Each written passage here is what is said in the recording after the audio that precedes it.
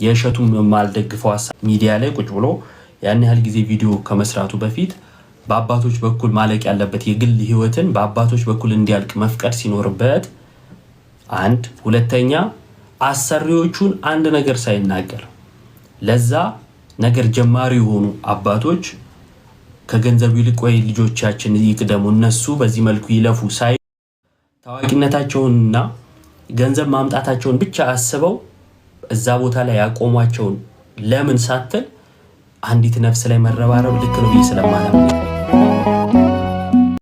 ማንም ይሁን የትኛውም አርቲስት የትኛውም ቲክቶከር የትኛውም ዲያቆን የትኛውም እንደኔ አይነቱ ዚያው ደልዳይ ቲክቶከር ማንም ሲጠራ ትልቅ ፎሎወር አለው ወይ ተደማጭነት አለው ወይ ሰዎች ሰብስቦ ገንዘብ ያስገባልናል ወይ አይደል መስፈርቱ እስካሁን ያየ ነው።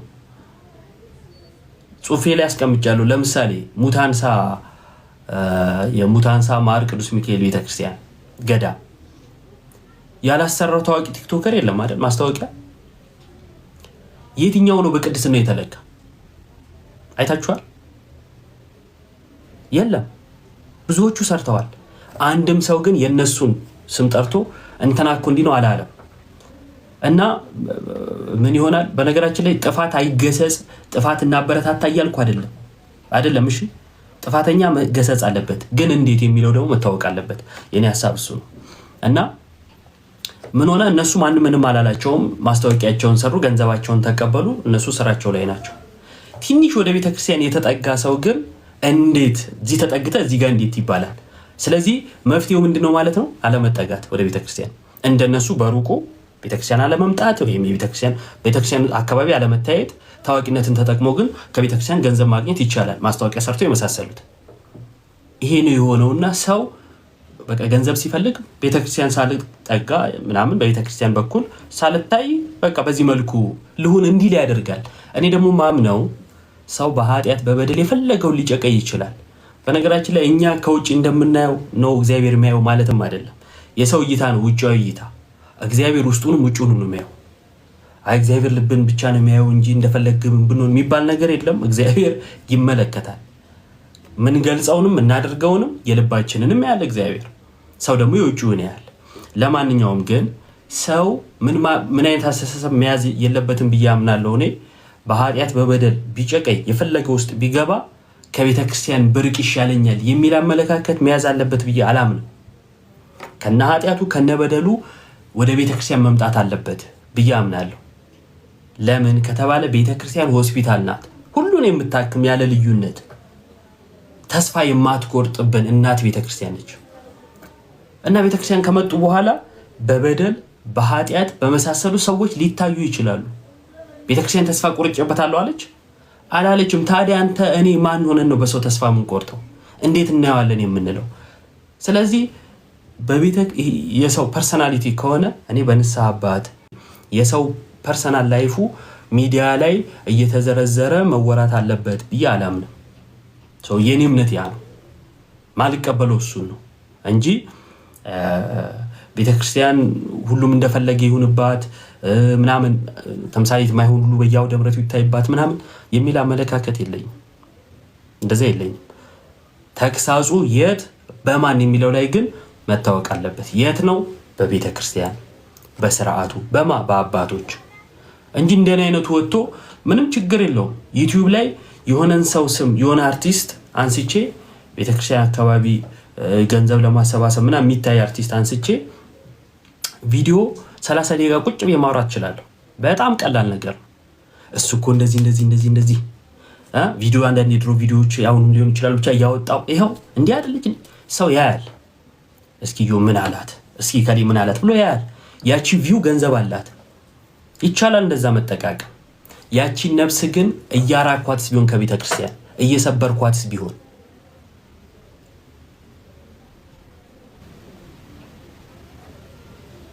ገብቷችኋል ሐሳቤ? ያቺ ነፍስ ምን እያረግናት ነው የሚለው ማሰብ አለብን ብዬ ስለማስብ ይሄ የግል ሐሳቤ ነው። ሰው እንደፈለገው ሊያስብ ይችላል። የራሱን ሐሳብ ማራመድ ይችላል። ሁሉንም ግን እንደኔ ያስብ አይባልም። የምቃወመውን መቃወም እችላለሁ፣ መደግፈውን መደገፍ እችላለሁ። ልክ እናንተ እንደምትችሉት ማለት ነው። እና እነሱ በኮሜንት እንደፈለጉ ሐሳባቸውን እየገለጹ ልክ እናንተ ስትጽፉ ግን እናንተን ማሸማቀቅ ይጀምራሉና ልክ ነው ብዬ አላስብም። እና የእሸቱም ማልደግፈው ሐሳብ ያ ነው። ሚዲያ ላይ ቁጭ ብሎ ያን ያህል ጊዜ ቪዲዮ ከመስራቱ በፊት በአባቶች በኩል ማለቅ ያለበት የግል ህይወትን በአባቶች በኩል እንዲያልቅ መፍቀድ ሲኖርበት፣ አንድ ሁለተኛ አሰሪዎቹን አንድ ነገር ሳይናገር ለዛ ነገር ጀማሪ የሆኑ አባቶች ከገንዘብ ይልቅ ወይ ልጆቻችን ይቅደሙ እነሱ በዚህ መልኩ ይለፉ ሳይሉ ታዋቂነታቸውንና ገንዘብ ማምጣታቸውን ብቻ አስበው እዛ ቦታ ላይ ያቆሟቸውን ለምን ሳትል አንዲት ነፍስ ላይ መረባረብ ልክ ነው ብዬ ስለማላምን ይሄ ግል አመለካከቴ ነው። መደገፍ አለመደገፍ መቀበል አለመቀበል ይቻላል እና ከዛ አንፃር ነበር ፌስቡክ ላይ ለመጻፍ ሞክሬ ነበረ። ረገጣው ሲበዛ አጠፋሁት ልላችሁ አጠፋሁት።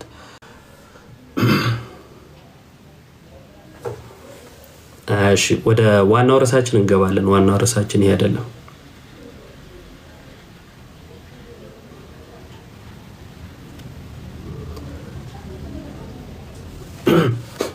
እሺ ወደ ዋናው ሐሳባችን ስንመጣ ትንሽ ደቂቃ ረጅም ደቂቃ በፍጹም አላወራ። ትንሽ ደቂቃ ነው ማወራው። ይጠቅመናል ካላችሁ በጽሞና እንድትሰሙ፣ አይጠቅመንም ካላችሁ የሚጠቅም ነገር መፈለግ ዞር ማለት መብት ነው። ሌላ ርዕስ ምናምን መጻፍ ግን አይቻልም። ኮሜንት ላይ ማለት ሐሳብ የሚሰርቅ ነገር ማለት ነው። ለትንሽ ደቂቃ እዚህ ነገር ላይ እንድናወራ ስለፈለግኩ ነው። ርዕሳችን ምንድነው? ተስፋን አትቁረጡ ወይም አንቁረጥ፣ በክርስቶስ እንጽና በሐሳብ ነው የምናወራው። ለምን የሆነች ክርስቲያን ወይም የሆነ ክርስቲያን ራሱን እንደዚህ ያደረገ ሲባል መስማት እኔ በግሌ አልፈልግም። ሁላችሁም እንደማትፈልጉ ተስፋ አድርጋለሁ። ለምን ከተባለ ክርስቲያን አደረገ ማለት በራሱ ውርደት ነው። ምክንያቱም ክርስቲያን ከተባለ ያ ሰው ክርስቶሳዊ ነው ማለት ነው። ክርስቶሳዊ ደግሞ ምን መሆን አለበት? ተስፋውን በክርስቶስ ላይ ያደረገ፣ በክርስቶስ በፍጹም ተስፋ የማይቆርጥ መሆን አለበት። በክርስቶስ በፍጹም ተስፋ የማይቆርጥ ደግሞ ምን አያደርግም? እንደዚህ አይነት ክፉ ነገር አያደርግም ማለት ነው። እና ከዛ አንፃር በደንብ እንድትሰሙ ፈልጋለሁ። ተስፋ ማለት ለወደፊት መልካም ነገር እንደሚመጣ ያለ ውስጣዊ እምነትና መተማመን ነው። ተስፋ ምንድን ነው? ጥሩ ነገር፣ የምንፈልገው ነገር ይመጣል የሚል ውስጣዊ እምነት ነው ተስፋ ሰውን በከበደው ጊዜ የሚያቆም፣ በመከራ ውስጥ የሚያጽናና፣ ለመጽናትም ኃይል የሚሰጥ ነው። የሰማችሁ ነው። ተስፋ ሰውን በከበደው ጊዜ ማለት በህይወታችን ብዙ ችግሮች፣ ፈተናዎች ሊመጡ ይችላሉ። በዚህ ውስጥ ምንድነው የምንፈልገው ነገር እስኪመጣልን ድረስ ያ የምንጠብቀው ነገር መኖሩ፣ ተስፋችን በራሱ መኖሩ ያቆመናል። ብዙዎቻችን ያለነው በተስፋ ቆመን ያለነው፣ እየሰራን ያለነው፣ የሆነ ነገር እያደረግን ያለነው ነገ የተሻለ ቀን ይመጣል የሚል ተስፋ ስላለን ያ ተስፋችን ነው ያቆመን ማለት ነው። ስለዚህ ያ ተስፋ ምን ይላል? ያቆማል ማለት ነው።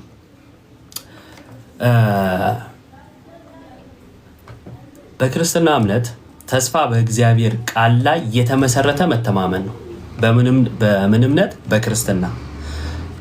ክርስቲያን እንደዚህ አይነት ነገር ውስጥ መግባት፣ ተስፋ መቁረጥ ውስጥ መግባት የለበትም ያልኳችሁ ለዚህ ነው። ተስፋ በእግዚአብሔር ቃል ላይ የተመሰረተ መተማመን ነው።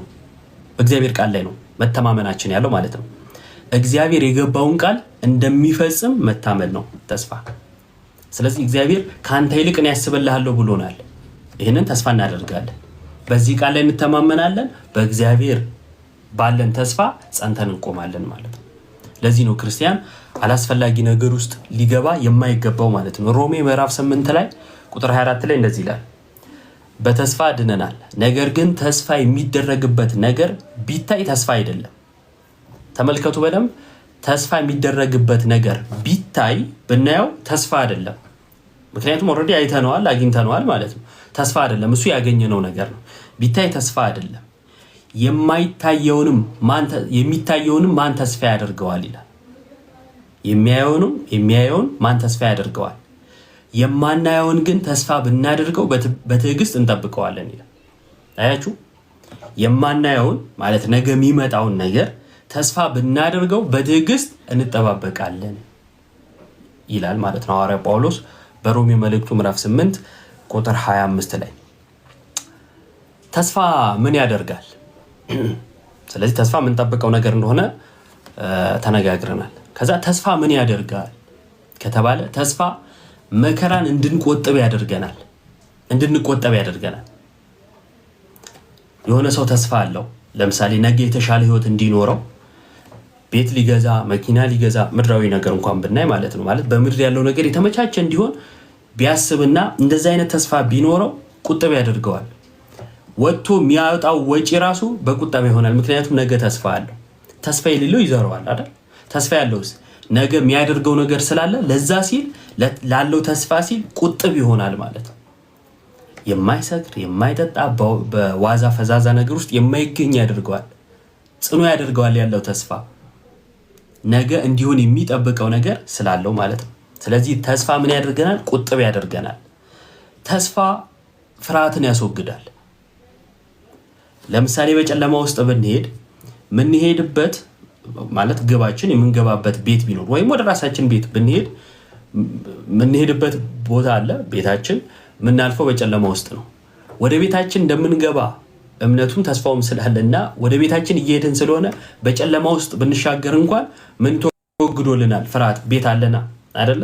ቤታችን እንዲያየን የፈለገ ጨለማ ቢሆን ሮጠንም ቢሆን ወደ ቤት መግባት አንተው ያ ያለን ወደ ቤት የመግባት ተስፋችን እምነታችን፣ ቅድም ተስፋ በእግዚአብሔር ላይ ያለን እምነት ነው ብለናል አይደለ? ያ እምነታችን ምን ያደርገናል? ጠንካራ ያደርገናል ማለት ነው። ፍርሃትን ያስወግድልናል። ለመጠንከር ኃይል ይሰጣል። ተስፋ ያለው ሰው ጠንካራ ነው የሚሆነው። በነገሮች ሁሉ ቶሎ ተስፋ አይቆርጥም፣ ወይንም ደግሞ ቶሎ ወደ ኋላ አይመለስም። እሺ፣ ኔትወርክ ቆመ።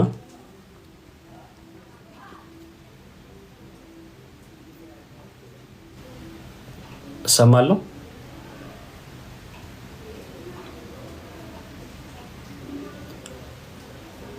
እሺ አለው። እሺ ስለዚህ ለመጠንከር ምን ይሆናል? ኃይል ይሆናል። ተስፋ እንጠነክራለን፣ ነገ ግብ ስላለን ማለት ነው። ስለዚህ ተስፋ ያለው ሰው ጠንካራ ነው። ወደ ክርስትናችን ስንመጣ በተለይ ትንሽ በቁጥር ማለት ነው ትንሽ ክርስቲያን ያለበት ቦታ ጠንካራ ይሆናሉ አይደለ? ለምን ይመስላችኋል? በጣም ይጠነክሩት። በሚስማርና ክርስቲያን ሲመታ ይጠብቃል ምናምን ይባላል እንደምታውቁት። እና በነገሮች ሁሉ ጠንካራ ናቸው። ለምሳሌ ትንሽ ክርስቲያን ያሉበት ሀገር በሌላ እምነት ተወረዋል፣ ግን በቁጥራቸው ትንሽ ናቸው፣ ግን ጠንካራ ናቸው። ለምን? ቁጥራቸው አናሳ ስለሆነ ሁልጊዜ መከራ አለባቸው። በኢኮኖሚ እንዳያድጉ ይደረጋሉ፣ በሆነ ነገር ይደቆሳሉ፣ በጣም እንትን ይባላሉ፣ ተጽዕኖ አለባቸው፣ ግን ጠንካራ ይሆናሉ። ለምን ይመስላችኋል? ተስፋ ስላላቸው፣ እምነታቸው ጠንካራ ስለሆነ። ብዙ ክርስቲያን ያለበት ቦታ ይሆናሉ። ለምን? ችግር የለም፣ በእምነታቸው ያጋጠማቸው ነገር የለም። ስለዚህ ጠንካራ ይሆኑ። ተስፋ መኖሩ ወይንም ደግሞ ችግር መኖሩ በራሱ ችግር ተስፋን ይፈጥራል። በነገራችን ላይ በኋላ ከመጽሐፍ ቅዱስ አሳያቸዋለሁ። መከራ ራሱ ተስፋን ያመጣልናል እና ያ ነገር በራሱ እንድንጠነክር ያደርገናል። ጠንካራ ያደርጋል። ምን? ተስፋ በችግሮች ውስጥ ስለሚያሳልፈን ማለት ነው። በችግሮች ውስጥ ስለሚያሳልፈን እኛ ፈዛዛ የሆነው በእምነታችን ለዘመናት ኢትዮጵያ የክርስቲያን ደሴት ናት፣ የሆኑ እምነቶች እያቆጠቆጡ ምንም ችግር የለውም ምክንያቱም እኛ ብዙ ነን፣ እንደዚህ በሚል ተስፋ እንደዚህ በሚል ክፉ አመለካከት ምን ሳንሆን ቀርተናል? ጠንካራ ሳንሆን ቀርተናል። ሰዎችን ወደ ቤተክርስቲያን ለማምጣት ብዙ ሳንሯሯጥ ቀርተናል። ምክንያቱም በችግር ውስጥ አላለፍንም። እውነት ለመናገር ማለት ፖለቲካዊ ምናምኑን አይደለም፣ ይሄ ክርስቲያናዊ ፈተናዎችን ማለት ነው። በተለይ ቀድሞ ባለን ታሪክ ማለት ነው። ሌላኛው ተስፋ ምን ያደርጋል ወይ ምን ይሰጣል ከተባለ ለህይወት ትርጉም ይሰጣል። ለህይወት ትርጉም ይሰጣል። ለምሳሌ ብዙ ሰዎች ከወለድኩ በኋላ ህይወቴ ትርጉም አገኘች ሲሉ ትመለከታላችሁ አይደል? በፊት እንደዚህ ህይወት በቃ ምንም አልነበረችም ህይወት ለኔ፣ አሁን ግን ልጅ ሳገኝ ልጅ ስወልድ ምናምን ህይወቴ ትርጉም አገኘ ይላል። ለምን? ልጁ ተስፋው ስለሆነለት ነው። ስለዚህ ለህይወት ምንድነው ተስፋ ለህይወት ትርጉም ሰጪ ይሆናል ማለት ነው። በህይወታችን ግብ ከሌለን ነገ የሆነ ነገር እናገኛለን፣ ነገ የሆነ ነገር እናደርጋለን የሚል ምንም አይነት ተስፋ ከሌለን ህይወት ትርጉም አልባ። ጸሎት ራሱ ድግግሞች ሲሆን አጉል ነው የሚሆነው። ታውቃላችሁ ይሄን? ጸሎት ሁልጊዜ ከእግዚአብሔር ጋር መነጋገር አይደለ? ግን ሰው የህይወቱን ልምድ አድርጎት ማለት በህይወታችን መለማመድ አለብን። ጸሎት ግን ደግሞ ትርጉም አልባ ልምድ ካደረገው ዝም ብሎ በሰዓቷን ጠብቆ የማድረስ ጉዳይ ካደረገው ጸሎትን ከእግዚአብሔር ጋር ሁልጊዜ የናፈቅነውን አምላካችንን ለመነጋገር እንደሄድን ፊልም አናደርገው ከሆነ ቆይ ሰዓቷ ደርሳለች እንደው ወጉን አድርሼ ልመለስ አይነት ነገር ከሆነ ያ ክፉ ልምድ ይሆንና ዛን ትርጉም አልባ ይሆናል። በቃ ሰዓቷን ያቺን ሰዓት ጠብቆ አድርሶ የመመለስ ጉዳይ ይሆናል። ግን ጸሎት ምንድነው? ከእግዚአብሔር ጋር መነጋገር። ያቺ ሰዓት በተስፋ የምንጠብቃት ለምን? እግዚአብሔርን ልናናግር ከእግዚአብሔር ጋር ልንነጋገር ምን ሄድባት ሰዓት ስለሆነች። እንደዛ አይነት ስሜት ካለን ትርጉም አለው ማለት ነው በህይወታችን ውስጥ። ያ ጸሎት የምናደርጋቸው ነገሮች ሁሉ ትርጉም ያላቸው ነገሮች ይሆናሉ። ትርጉም ያላቸው ነገሮች ይሆናሉ። ተስፋ ከሌለን ግን ትርጉም አልባ ህይወት ነው የምንኖረው። ሰው ለዛ ነው ራሱን ወደ ማጥፋት የሚሄደው። ተስፋ የሚያደርገው ነገር ሲያጣ የሆነ ነገር ላይ ተስፋ ያደርግና ያ ተስፋ ባዶ ሲሆን ራሱን ያጠፋል። አያችሁ፣ ተስፋ መቁረጥ ራሳችን ባዶ እንደሆን እንዲሰማን ያደርጋል። ለምሳሌ ሰዎች በሰዎች ላይ ተስፋ ያደርጋሉ። ከዛ ሰው እንደምታውቁት ከንቱ ነው፣ ተሰባሪ ነው፣ ባስቀመጣችሁበት ቦታ አይገኝም። ከዛ ያ ሰው እንደፈለጋችሁት እንደጠበቃችሁት ሳይሆንላችሁ ሲቀር በሰውየው ተስፋ ትቆርጣላችሁ። ብቸኛ ተስፋ ካደረጋችሁት በኋላ ያ ሰው እንዳልጠበቃችሁት ሲሆን ምን ትሆናላችሁ? ተስፋ ወደ መቁረጥ፣ ከዛ ራስ ወደ ማጥፋት። አያችሁ፣ ተስፋን ማን ላይ ማኖር አለብን የሚለውን ካለማወቅ የተነሳ ሰው እንደዚህ አይነት ከንቱ ነገር ውስጥ ሊገባ ይችላል ማለት ነው። ስለዚህ ተስፋችን በማን ላይ መሆን አለበት እናያለን። ግን ደግሞ ሰው ተስፋ ከሌለው ህይወቱ ትርጉም ያጣል። ስለዚህ ተስፋ ምንድነው ማለት ነው? ለህይወታችን ትርጉም የሚሰጥልን ነገር ነው ማለት ነው። አንዲት አጭር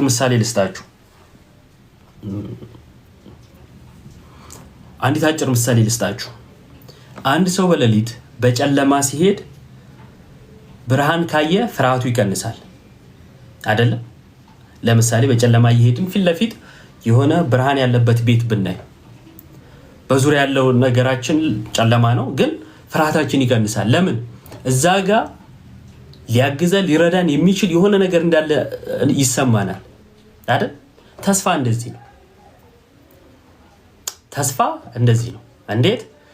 በጨለማ ውስጥ በመከራ ውስጥ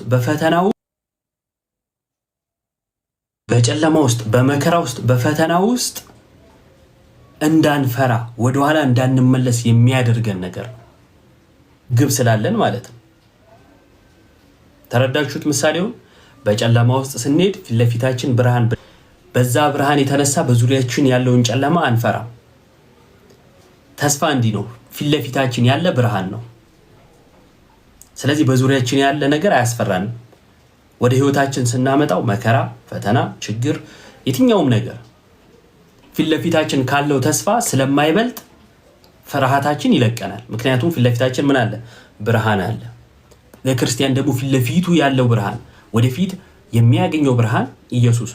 አሁን አላገኘነውም፣ አግኝተነዋል። ግን ደግሞ ከእርሱ ጋር ልንሄድ እንናፍቃለን፣ ልክ እንደ ሐዋርያው ማለት ነው። ስለዚህ ክርስቲያን ሞቱ ለትንሣኤ ነው አይደለ? ወደ ጌታ ለመሄድ ነው። ስለዚህ መናፈቅ ያለብን እንዲህ ነው። ነፍሳችሁን ሊገሉ የማይችሉትን ስጋችሁን ሊገሉ የሚችሉትን ግን አትፍሩ ይላል ጌታ ኢየሱስ። ነፍስን ሊገሉ አይችሉም፣ ምክንያቱም ነፍስ ወደ ፈጠራት ወደ አምላኳ ነው የምትሄደው።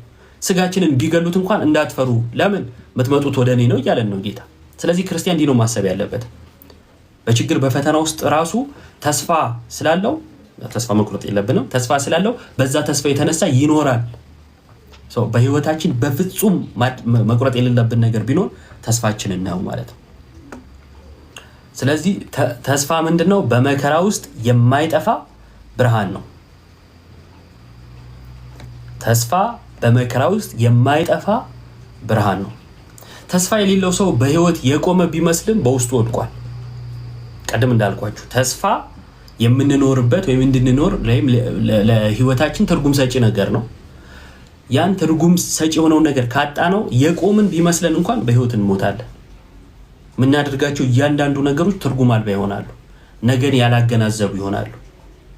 ስለዚህ ተስፋ የሌለው ሰው በህይወት የቆመ ቢመስለው እንኳን ወድቋል። ነገር ግን ተስፋ ያለው ሰው ቢወድቅ እንኳን ደግሞ ይነሳል። ለምን? መውደቅ መሞት አይደለም ወይም ማብቃት አይደለም፣ ለትንሳኤ መነሳት ነው ወይም ለትንሳኤ መዘጋጀት ነው። አንዲት የስንዴ ቅንጣት ወደ አፈር ብትወድቅ ያቺ ቅንጣት ትሞትና ግን ደግሞ እንደ አዲስ ትበቅላለች። ስለዚህ የዛች ፍሬ መውደቅ መበስበስ ለትንሳኤ ነው። ልክ እንዲሁ ነው ክርስቲያን ተስፋ ካለው ቢወድቅ እንኳን ያ መውደቁ በመከራው ተስፋ ምን አይደለም። በቁጥር 2 ላይ የምናየው ደግሞ ቅድም ምን አይተናል?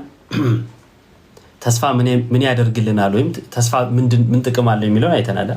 ተስፋ ደግሞ ምን አይደለም ከተባለ ተስፋ ባዶ ምኞት አይደለም። ተስፋ ባዶ ምኞት አይደለም፣ በእግዚአብሔር ላይ ያለን መተማመን ነው።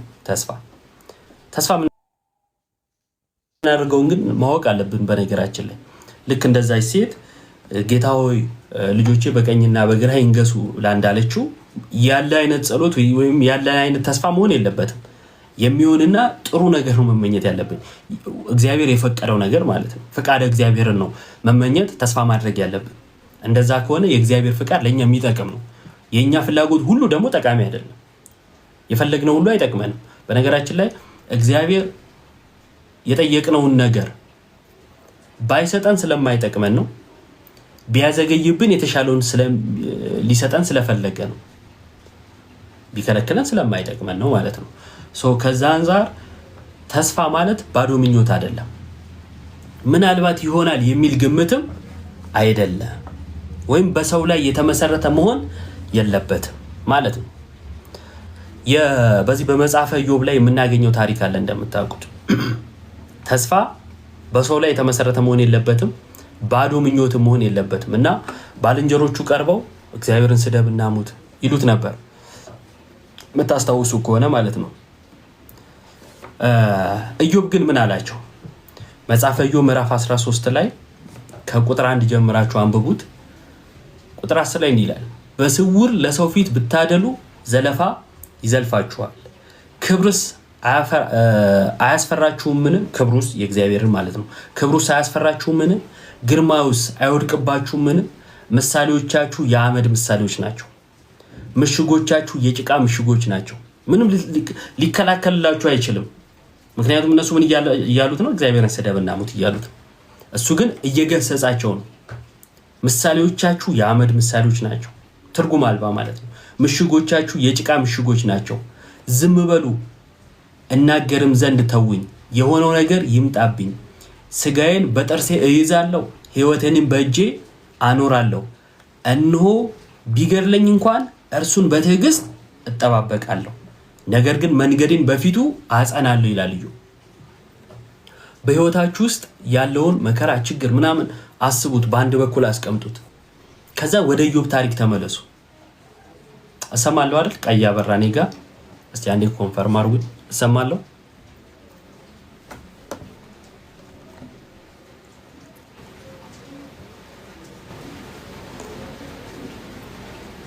እሰማለሁ? እሺ እንቀጥል። የእናንተ በህይወታችሁ ውስጥ የመጣውን ችግር፣ ፈተና ምናምን በአንድ በኩል አስቀምጡትና በአንድ በኩል ደግሞ የኢዮብን ታሪክ ተመልከቱት። ኢዮብ እጅግ በጣም ሀብታም፣ ያለው ንብረት ለቁጥር ማለት ሰው ቆሞ ለመቁጠር እንኳን የሚያደክመው አይነት ነው። በጣም ሀብታም ነበረ፣ ግን በአንዲት ቀን አጣት ሁሉንም ነገር። ንብረቶቹን አጣ፣ ከብቶቹን፣ አህዮቹን፣ ላሞቹን፣ ሁሉን ነገር በአንድ ያጣ። አይ ልጆች ያሉልኝ ብሎ በልጆቹ ተስፋ እንዳያደርግ በቃ እነሱ አሉልኝ ብሎ የሀብቱን ነገር እንኳን ንቆ እንዳይቶ ልጆቹን በአንድ ያለቁበት አይታችሁታል። በጣም የናጠጠ ሀብታም የነበረው ባዶውን ቀረ። ከልጆቹ ጋር ይስቅ ይጫወት የነበረ ልጆች ያሉልኝ ይል የነበረ ሰው 10 ልጆች በአንድ ያለቁበት። አሁን ኢዮብን አስቡትና በህይወታችሁ ውስጥ የገጠማችሁን ችግር አስቡት። ራስን ለማጥፋት ራስን ከእግዚአብሔር ለመለየት የማ ችግር ነው ምክንያታዊ? የኢዮብ ወይስ የኛ? ከዚህ በላይ ችግር ደርሶብናል በህይወታችን። ከዚህም በላይ ቢሆን በእግዚአብሔር ተስፋ እንድንቆርጥ አያደርገንም። ግን እንደው የኢዮብና የኛ እንደው እንየው ብለን እንኳን ማለት ነው። እና ያን ሁሉ አጥቶ እርሱ ግን ምን አለ? ጓደኞቹ ተሰብስበው እግዚአብሔርን ስደብና ሙት ሲሉት ስጋዬን በጥርሴ ይዛለው፣ ሰውነቱ ሁሉ ቆሳስሏል፣ በገል ነው የሚታከከው። ስጋዬን በጥርሴ ይዛለው፣ ህይወቴንም በእጁ አኖራለሁ፣ እነሆ ቢገድለኝስ እንኳን እርሱን በትዕግስት እጠብቃለሁ ይላል። አያችሁ፣ ተስፋ ማለት ይሄ ነው። በእግዚአብሔር ላይ ያለ እምነት፣ በመከራ ውስጥ በችግር ውስጥ ሁሉ በሞት እንኳን እርሱን እጠብቃለሁ ማለት ነው ተስፋ። የክርስቲያን ተስፋ ይሄ ነው ማለት ነው። የክርስቲያን ተስፋ ይሄ ነው። እንደ ኢዮብ አይነት ጽናት እግዚአብሔር ይስጠን።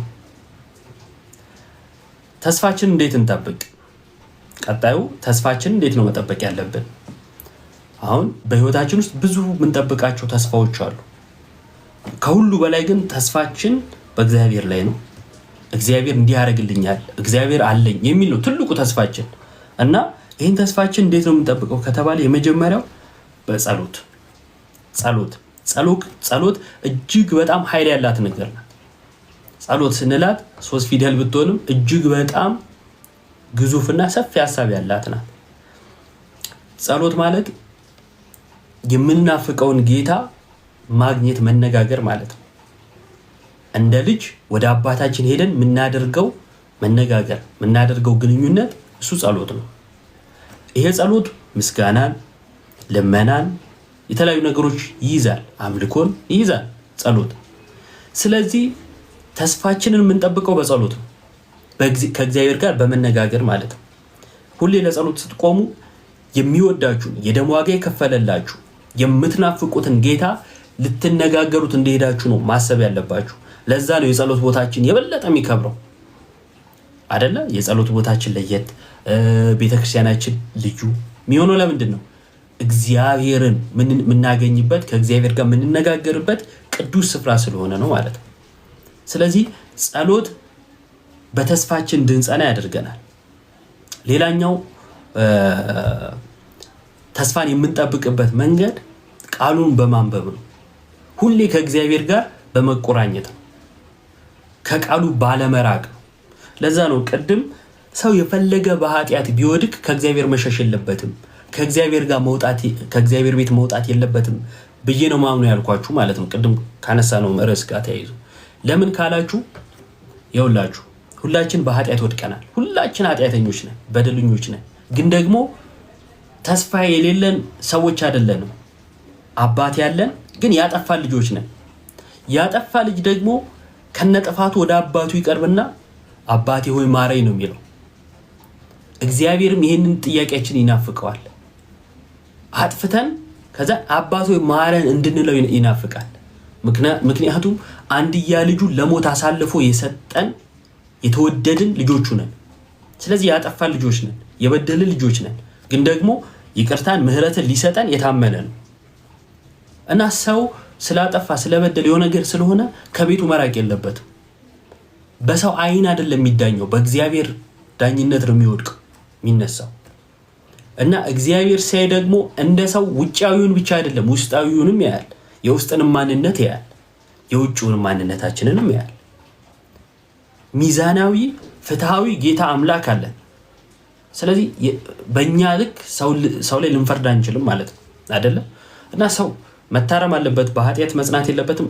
በደንብ እንስማማለን። ግን ይህ ሁሉ እንዲሆን ከቤቱ መራቅ የለበትም፣ ከቃሉ መሸሽ የለበትም። ሁሌ ኃጢአት የሚሰራ ሰው፣ ሁሌ በኃጢአት የሚወድቅ ሰው ሁሌ ቃሉን ቢሰማ ሁሌ የሚሰማው ቃል የሆነ ቀን ይለውጠዋል። እንዴት ማለት መሰላችሁ? አለትን ለምሳሌ የውሃ ጠብታ ይሰነጥቀዋል። ታውቃላችሁ? አለትን ቦርናጌን አሁን ንጽጽር አይደለም እያወራን ያለ ነው። ቅድም ስገባ ተናግሬያለሁ። ደግመ ከጻፍ እቦልክሃለሁ። እንደገባ ኮሜንት አደርጋለህ። እንደተገባ ኮሜንት አይደረግም። ምን ሰማና ነው ኮሜንት ብታደርግ?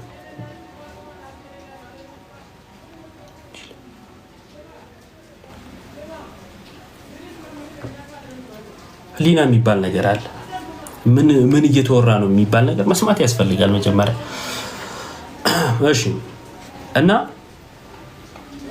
የውሃ ጠብታ አለትን ይሰነጥቃል። እንዴት ከተባለ በጊዜ ብዛት ደጋግማ ያቺ ጠብታ ያቺን ቦታ ደጋግማ በመታች ቁጥር የአለት ይሰነጠቃል። በፈለገን ኃይል በቀላል ማንሰነጥቀውን ነገር የውሃ ጠብታ ትሰነጥቀዋለች። ለምን? በሂደት ውስጥ ሰርጋ እየገባች ማለት ነው። የእግዚአብሔር ቃል በእኛ ህይወት ውስጥ እንዲህ ነው። ልባችን በጣም የጠነከረ ልባችንን እየከፈተው ጠንካራውን ይሄ አልሰበር ያለውን ልባችንን ሰብሮ የቃሉ ማደሪያ እያደረገው ይሄዳል። ስለዚህ ሰው ሁልጊዜ ከቃሉ መሸሽ የለበትም። የፈለገ በኃጢአት ቢወድቅ ማለት ነው። የፈለገ በኃጢአት ቢወድቅ ከቃሉ ግን መራቅ የለበትም። ኃጢአቱ ልክ ነው አይደለም፣ በደሉ ልክ ነው አይደለም፣ ግን ምህረት ያስፈልገዋል። ምህረት የሚሰጥ ደግሞ ጌታ ነው። ከጌታ ሸሽተን ደግሞ ምህረት አናገኝም። ለዛ ነው ጌታችን መንፈስ ቅዱስን የሰደበ ኃጢአቱ አይሰረለትም ይላል። ለኃጢአት ስርየት እንድንመጣ የሚያግዘንን መንፈስ ከሰደብን ለኃጢአት ስርየት እንድንመጣ በሩን ዘግተናል ማለት ነው። ለዛ ነው የኃጢአት ስርየት ማናገኘው። ከዛ አንጻር ከቃሉ መራቅ በፍጹም የለብንም ማለት ነው። ሁሌ ቃሉን ማንበብ፣ ሁሌ ከቃሉ ጋር መሆን ተስፋችንን እንድንጠብቀው ያደርገናል ማለት ነው። ሌላው በቤተ ክርስቲያን መጽናናት ነው። በቤተ ክርስቲያን መጽናናት ቅድም እንዳልኳችሁ ቤተ ክርስቲያን ሆስፒታል ናት። የታመመ መጥቶ የሚፈወስባት፣ የተፈወሰው ሁልጊዜ በጸሎት የደከሙትን ምህረት እንዲያገኙ የደከሙት እንዲበረቱ በመጸለይ የሚተጋገዙባት የክርስቶስ አካል ነች ቤተክርስቲያን። ስለዚህ ሆስፒታል እንደ ዓለማዊ ሆስፒታል አይደለም። የክርስቶስ አካል የሆነችው ቤተክርስቲያን ሆስፒታል ናት ስንል፣ መታከሚያ ናት ስንል፣ ዓለማዊ ሆስፒታል አይድንም ብሎ ቦርዱ ከደመደመ ይዘውጣል ትባል ትችላለህ አይደለም። ሌላው ዓለም ላይ ደግሞ አይድንም ከተባለ መርፌ ወቅተው ሊያሰናብቱ ይችላሉ። ቤተክርስቲያን ግን ከዚህም የተለየች ናት። እድፈት የሌለባት ንጽሕት ናት፣ አካሉ ናት። ሁሌ በእኛ ተስፋ አትቆርጥ። ሁሌ በጣም በኃጢአት ጎብጠን ምናምን ደክሞን ዓለም በቃኝ ሰለቸን ሁሉ ነገር ሰለቸን ብለን ስንሄድ ጽናት የምትሆነን ልክ ባዶ ሆነን ስንሄድ ተሞልተን የምንመለስባት ማለት ነው። የቃሉ ማደሪያ ናት ቤተክርስቲያን። ስለዚህ ሁልጊዜ ሰው በቤተክርስቲያን መጽናናት አለበት። ሲደክም ምን ሲለው በየትኛውም ሁኔታ ቤተክርስቲያን ሄዶ ራሱን በእግዚአብሔር መንፈስ ሞልቶ በእግዚአብሔር ተስፋ በእግዚአብሔር ላይ ባለው እምነት ተጽናንቶ መምጣት አለበት።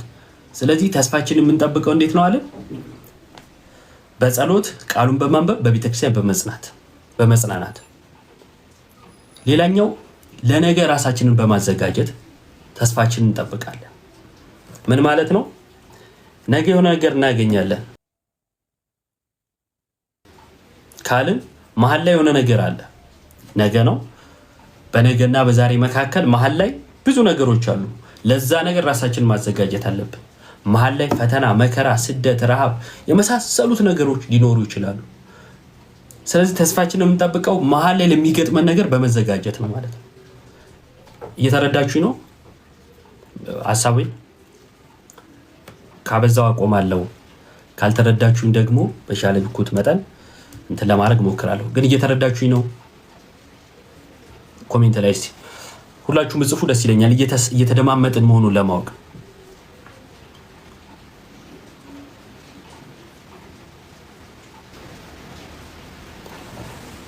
እሺ እየተግባባን ከሆነ ስለዚህ ተስፋ እጅግ በጣም ክርስቲያን ከህይወት ውስጥ ሊያወጣው የማይገባ ነገር ነው። ይህን ተስፋ ደግሞ እንጠብቀዋለን። እንዴት? ቅድም እንዳልኳችሁ በጸሎት በመጽናት ቃሉን በማንበብ በቤተክርስቲያን በመጽናናት እና ለነገ ራሳችንን በማዘጋጀት ማለት ነው። ለነገ ራሳችንን በማዘጋጀት መዝሙረኛው ዳዊት በመዝሙር 27 ቁጥር 14 ላይ እንዲህ ይላል፣ በእግዚአብሔር ተስፋ አድርግ፣ በርታ፣ ልብ ይጽና፣ እግዚአብሔርን ተስፋ አድርግ ይላል። ያው ተስፋ የምናደርገው በማን ነው? በእግዚአብሔር። ከዛስ በርታ ይላል። በእግዚአብሔር ተስፋ በማድረግ ውስጥ ብዙ ፈተናዎች አሉ። ለዛ ነው መበርታት ያለብን። ልክ በእግዚአብሔር ተስፋ ስታደርጉ ፈተናዎች ወደ እናንተ ይመጣሉ። አልገጠማችሁም? በፊት ሰላም ነበርኩ፣ ልክ ወደ መንፈሳዊ ነገር ስመጣ ፈተናው ሁሉ ተደራረበብኝ የሚል ሰው አልገጠማችሁ? ብዙ ሰው ይላል አይደል? ልክ ወደ ማስቀደስ ሲጀምር፣ ወደ ቃሉ ስመጣ፣ በቃ መንፈሳዊ ነገር ማሰብ ሲጀምር በጣም ፈተና በዛብኝ። መጾም ስትጀምሩ አትጹም የሚል መንፈስ በዙሪያችሁ ያሉ ሰዎች ባክን ብላ የሚሉ፣ መጸለይ ስትጀምሩ የጸሎት ሰዓታችሁ ላይ ባክ ኳስኒ ባክ እንደዚህ እናድርግ የሚሉ፣ እንደዚህ ማለት ነው። ልክ መንፈሳዊ ነገር ላይ ወደ መንፈሳዊ ነገር መቅረብ ስትፈልጉ ከዛ ነገር እንድትሸሹ የሚያደርግ ነገር ይገጥማችኋል። ከዛ አሁንስ መንፈሳዊ ነገር ላይ እንትን ስል በቃ ፈተና ወዛብኝ ይላል ሰው አይደለ? ለዛ ነው በእግዚአብሔር ታመን፣ በእግዚአብሔር ተስፋ አድርግ ካለ በኋላ ልብህ ይበርታ የሚለው። በርታ ልብህም ይጽና የሚለው ማለት ነው። ምክንያቱም ምን አለው? በእግዚአብሔር ተስፋ ስናደርግ ፈተናዎች ይመጣሉ። ክርስቲያን ደግሞ ክርስትናው በፈተናዎች መካከል ሲጸና ነው ክርስትናው እያበበለት መሄደው። በችግሮች ውስጥ ካልጠነከረ ቶሎ ነው የሚሰበረው አይደል? ለምሳሌ ቶሎ የሚያድግ ነገር ሸምበቆ፣ ለምሳሌ ሸምበቆ እድገቱ በጣም ፈጣን ነው፣ ቶሎ ድቅ ይላል፣ ቶሎ ደግሞ ስብር ይላል። ዛፍስ ቀስ እያለ ያድጋል፣ ግንዱ እያጠነከረ ነው የሚያድገው፣ በቀላል አይሰበርም አይደለ? ልክ እንዲሁ ነው። ወደ መንፈሳዊ ወደ ተሻለው ነገር ስትመጡ ያ የተሻለው ነገር ወደ እናንተ እንዳይመጣ መሀል ላይ ፈተና የሚሆንባችሁ ነገር አለ ማለት። ስለዚህ መበርታት ይገባል አለ መዝሙረኛው ዳዊት። ከዛ ልብህ ሊጸና ይገባል አለ። ልባችን መጽናት አለበት። በቆምንበት እምነት መጠንከር አለብን። በያዝነው ተስፋ ወደኋላ ማለት የለብንም ማለት ነው። መዝሙር 27 ቁጥር 14 ላይ ከዛ እግዚአብሔርን ተስፋ አድርግ ይላል። ተስፋ የሚደረገው እግዚአብሔር ነው ማለት ነው። አንድ ሰው በሌሊት በጨለማ መንገድ ላይ ሲጓዝ መጨረሻውን አያየው። በጨለማ ከሄዳችሁ መጨረሻውን አታዩትም አይደለ? ግን መንገዳችሁን ይዛችሁ ትሄዳላችሁ። ነገር ግን በእጃችሁ የያዛችኋት መብራት አንድ እርምጃን እያበራችላችሁ ትሄዳለች። በጨለማው ስትሄዱ መጨረሻውን አታዩትም፣ ግን ደግሞ በያዛችሁት መብራት የምታበራላችሁን አንድ ሁለት እርምጃ እየተራመዳችሁ ትሄዳላችሁ አይደል? ያቺ የምትበራላችሁ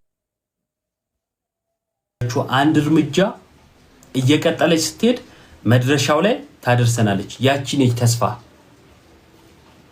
ያቺ ተስፋችን ነች። በህይወታችን ውስጥ ግብ አለን። ግቡን አላየነውም፣ ግን በእግዚአብሔር ላይ ባለን እምነት የተነሳ የማናየው ነገር ነው ሲጀመር ተስፋ የሚባለው። ያየነው ነገር ተስፋ አይባልም። የማናየው ነገር ተስፋ ነው። ያን የማናየውን ነገር ለማግኘት የምንሄድበት መንገድ እጅግ በጣም ፈታኝ፣ ጨለማ፣ መከራ፣ ብዙ ነገሮች አሉበት። ግን እያንዳንዷ እርምጃችን ወደ ተስፋችን የምታደርሰን መንገድ ነች። ያቺ ተስፋ ነች፣ ምናያት ብርሃን ማለት ነው። ስለዚህ በህይወታችሁ ውስጥ ይህን ሁልጊዜ ማሰብ አለባችሁ፣ ማሰብ አለብን ማለት ነው።